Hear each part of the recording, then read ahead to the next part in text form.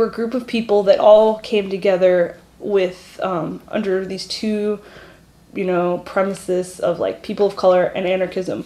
And both those things, as it turns out, mean different things to different people. So I think the APOC in the Bay Area has its own unique issues because the Bay Area has been such a strong leader of different left movements for so long that it's going to fall, any formation is going to fall traps to the same things any other formation falls into. I'd say for about a year, maybe the first year we were doing anything, almost every meeting got spent talking about what is a person of color. And it was like, really? Really? Whoa.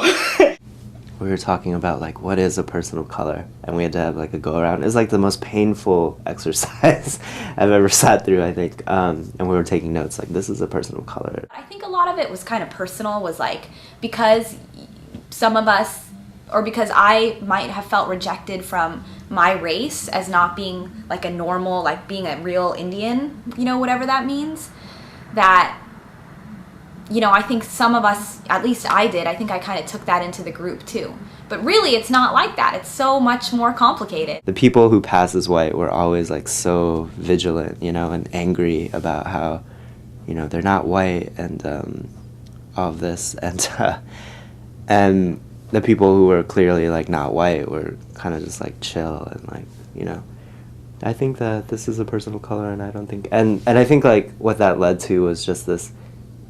We were having that conversation collectively in a space where we didn't know each other very well, kind of just bred so much distrust amongst like, a group that came together based on that conversation. We didn't acknowledge that like people had all these different like agendas for APOC, and it was kind of the natural thing to be, if you're in a room, spend a lot of time like doing activism, that your role in that room is to like start some campaigns and like go out and do some shit, and otherwise you're not doing anything. And so if that's true, then like, you could have all these different perspectives where you're like, what are we doing? We have to do something. And so like you end up on this like kind of campaigning tip that assumes that everyone is going to then, because we've defined the organization, like be kind of on the same page.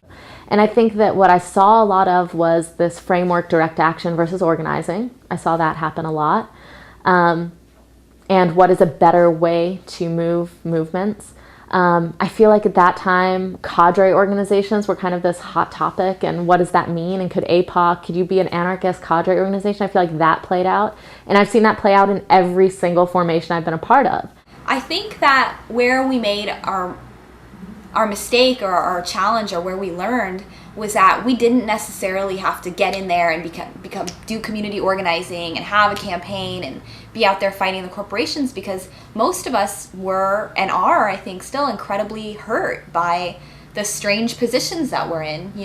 We're not the authentic and the normal people of color that are, and we're not like white, we're not white boys either. So I think that it would have really served us well to, and this is something that I will take responsibility for too, it would have really served us well, I think, to step back and just see that just having that community in itself was probably enough.